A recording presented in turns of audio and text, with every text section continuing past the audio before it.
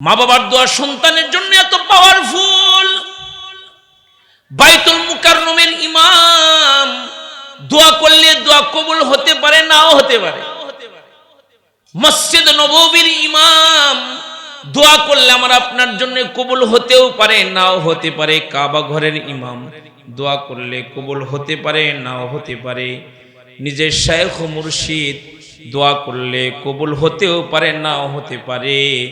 কিন্তু গুনাহগার মা বাপও যদি সন্তানের জন্য দোয়া করে, অশিক্ষিত মা বাপ যদি সন্তানের জন্য দোয়া করে, ও দোয়া আমার মাওলা ফিরাই না। আল্লাহ এবং আল্লাহর রাসূলের পরে যারা, তারা হলো মা বাপ। মা বাবার সিনার মধ্যে আল্লাহ পাক রব্বুল আলামিন এক আজব ভালোবাসা দিছে, আজব ভালোবাসা। সন্তানের কিছু হইলে মা বাপ পাগল হয়ে যায়, মা বাবারও কিছু হইলে সন্তান পাগল হয়ে যায়। এটা ভালোবাসা। এটা কি ভালোবাসা? ভালোবাসা। এই ভালোবাসা কে দান করছে? মা বাপ সন্তানের প্রতি এত দুর্বল, সন্তানের কিছু হইলে দুনিয়ার মা বাপ পাগল হয়ে যায়। সন্তানকে মশায় কামড় দেয়, এটাও দুনিয়ার কোনো মা বাবা সহ্য করতে পারে না। কথা বলেন ঠিক কি না? মশারির মধ্যে যতক্ষণ একটা মশা ঘুরে, মা ঘুমাই না। মানে যতক্ষণ মশা আছে ততক্ষণ মায়ের চোখে ঘুম নাই। কলিজার টুকরা সন্তান অসুস্থ হইলে শিওরের কাছে আর কেউ না থাকলেও জনম দুখানি কাঙ্গালিনী মা সারা রাত বসে বসে সময় কাটায়। কথা বলেন ঠিক কি না? এজন্যই তো রাসূল বলে, যার বাড়িতে মা বাবা আছে তার বাড়িতে আল্লাহ পাক রব্বুল আলামিনের জান্নাত আছে। আর জুড়ে বলেন না সুবহানাল্লাহ। জান্নাত আছে যার বাড়িতে মা বাবা আছে। সহিহ হাদিস, রাসূল বলে, সন্তান যদি মা বাবার চেহারার দিকে তাকায়, আমার রব আল্লাহ তার আমলনামায় কবুল হজের নেক জমা করে দেয়। দুইবার তাকাইলে দুইটা কবুল হজ, তিনবার তাকাইলে তিনটা কবুল হজ, 100 বার তাকাইলে 100টা কবুল হজের নেক। কবুল হজের নেক, 100টা কবুল হজের নেক। ও দুনিয়ার মানুষেরাও, আমার বাবারা, আমাদের পায়ের নিচে জুতা আর মায়ের পায়ের নিচে সন্তানের জান্নাত। সুবহানাল্লাহ বলেন। মা বাপ তোই মানুষ। মা বাপ জীবিত থাকলে, সন্তান যদি মইরা যায়, সবাই ভুইলা গেলেও মা বাপ বলতে পারে না। সন্তানের জামা নিয়ে রাত দিন কাটায়, মনে হইলেও হাউ মাউ করে কাঁদে।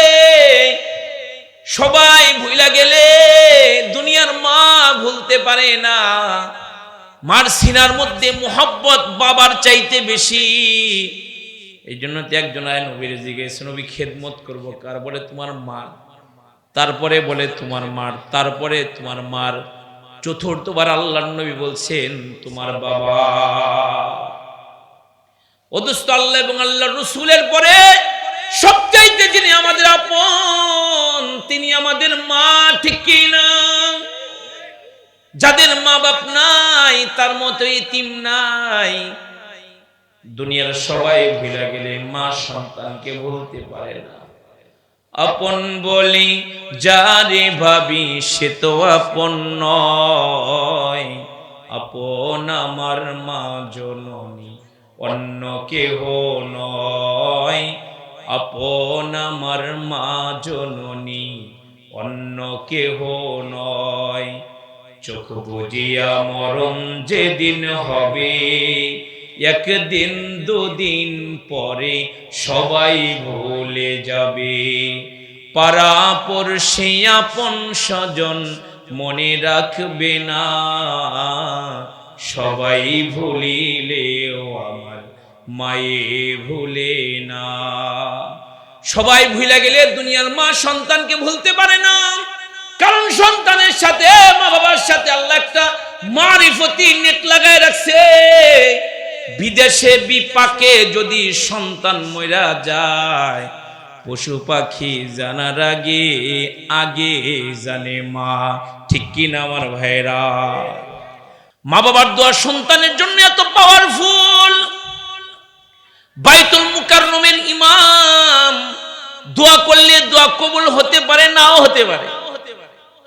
মসজিদ নববীর ইমাম দোয়া করলে আমার আপনার জন্য কবুল হতেও পারে, নাও হতে পারে। কাবা ঘরের ইমাম দোয়া করলে কবুল হতে পারে, নাও হতে পারে। নিজের শায়খ ও মুর্শিদ দোয়া করলে কবুল হতেও পারে, নাও হতে পারে। কিন্তু গুনাহগার মা বাপও যদি সন্তানের জন্য দোয়া করে, অশিক্ষিত মা বাপ যদি সন্তানের জন্য দোয়া করে, ও দোয়া আমার মাওলা ফিরাই না। মা বাবার দিলের মধ্যে আল্লাহ তাআলা এক টুকরা ভালোবাসা দিছে, এজন্য সন্তানের জন্য পাগল। লক্ষ টাকা এক জায়গা করে সন্তানকে বিদেশের বাড়িতে পাঠায়, সন্তানের কাছে হিসাব চায় না। কথা বলেন ঠিক কিনা আমার ভাইয়েরা? সন্তানের কাছে হিসাব চায় না। লক্ষ লক্ষ টাকা খরচ করে কলেজ ইউনিভার্সিটিতে পড়ায়, মা বাপ কোনো দিন হিসাব করে না। কথা বলেন ঠিক কিনা আমার ভাইয়েরা? আফসোস আর পরিতাপের সাথে বলতে হয়, এখন মা বাবার পিছনে খরচ করলে আমরা হিসাব করি না। দোস্ত না, রসুলের কাছে একজন তার সন্তানকে নিয়ে আসছে।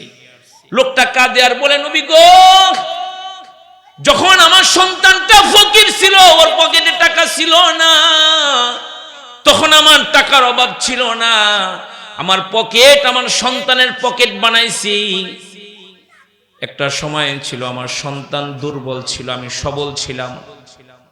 সারাদিন কাজ করে বাড়িতে আসতাম, ক্লান্ত বদনে সন্তানকে বুকে জড়ায় ধরতাম, চুমা দিতাম, আদর করতাম। তখন আমার সন্তান দুর্বল ছিল, ফকির ছিল। কিন্তু আল্লাহর নবীকে এখন চেঞ্জ, উল্টা হয়ে গেছে। আমার পকেটে টাকা নাই, আমার সন্তানের পকেট ভর্তি টাকা। আমার দেহে শক্তি নাই, আমার সন্তানের দেহ ভরা শক্তি।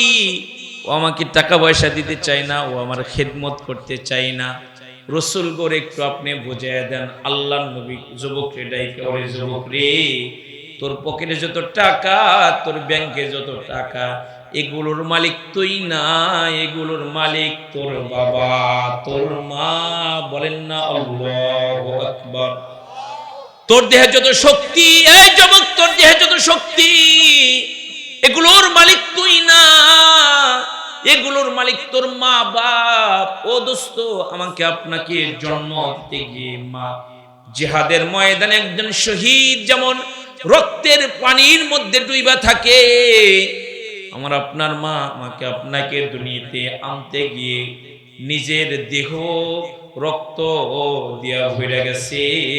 কলস কলস রক্ত মায়ের দেহ থেকে পড়ছে।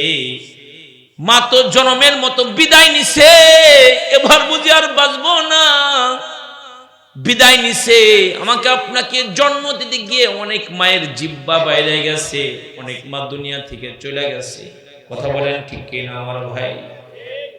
ওই মা বাবার সাথে হিসাব চলে না, ওই মা বাবার সাথে হিসাব চলে না, ওই মা বাবার নামে বিচার চলে না। অনেক ছেলেরা মা বাবার নামে বিচার বসায়। খবরদার, মা বাপ যদি জুলুম করে, ওয়াইং জলামা, এই মা বাপ যদি সন্তান উপরে জুলুম করে, এক ভাইর অনেক দিস আর একবারে দেয় নাই, দুঃখ নিবেন না। আব্বা আম্মারে হাসি মুখে বলবেন, আব্বা দোয়া করেন, কিচ্ছু লাগবে না, আপনার দোয়া আমার চলার পথের সঙ্গী, আমার জন্য দোয়া করেন, কিচ্ছু দরকার নাই। মেরে ভাই দোস্ত আর বুজুর্গ আজিজ, মা তো সেই মানুষ নিজের স্তনের দুধ পান করায় করায় বড় করছে, নিজে ভিজা জায়গায় শুইছে, আমাকে আপনাকে গরম জায়গায় ঘুম পাড়াইছে, পেশাব পায়খানা করে মারে একবারে নষ্ট করে দিছি। মারাক করে নাই, সুন্দর করে নিজের বদনকে পাক বানায়া ভালো কাপড় পরে সোমা দিয়া আবার বুকে নিয়ে ঘুম পাড়াইছে। কথা বলেন ঠিক কিনা? ওই মা বাবার সাথে খারাপ আচরণ করা যায় না। যুবক চিল্লে বলুন ঠিক কিনা? জান্নাতের চাবি আমার মা, ও মা গো, জান্নাতের চাবি আমার মা। মা যার বেঁচে নাই তার মতো দুঃখী নাই, মা যার বেঁচে নাই তার মতো দুঃখী নাই, খালা ফুপি মায়ের সমান নয়, ও মা গো খালা ফুপি মায়ের সমান নয়। আমার কঠিন অসুখ হলে আল্লাহর কাছে দোয়া করে, আমায় তুমি লইয়া যাও গো সন্তান নিও না, জান্নাতের চাবি আমার মা, ও মা গো জান্নাতের চাবি আমার মা।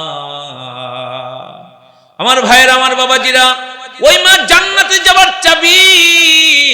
আল্লাহর রাসূল বলে, হুমা জান্নাতুকা ওয়া নারুকা। এ দুনিয়ার সন্তানেরা, মা বাপ তোমার জন্য জান্নাত, আবার এরাই কিন্তু তোমার জন্য জাহান্নাম। মা বাপরে কষ্ট দিও না। আল্লাহ নিজের কথা যে আয়াতের মধ্যে বলে, ওই আয়াতের মধ্যে মা বাবার সাথে সদাচরণের কথা তিনি বলে। আল্লাহ এবং আল্লাহ রসুলের পরে যারা, তারা হলো মা এবং বাপ। ভালোবাসার কিঞ্চিত পেয়ে বাবা, মা বাপ সন্তানের জন্য দিওয়ানা। সন্তানও একটু বাক পাইছে, এজন্য মা বাবার কিছু হইলে সন্তান পাগল হয়ে যায়। কথা বলেন ঠিক কিনা আমার ভাইয়েরা?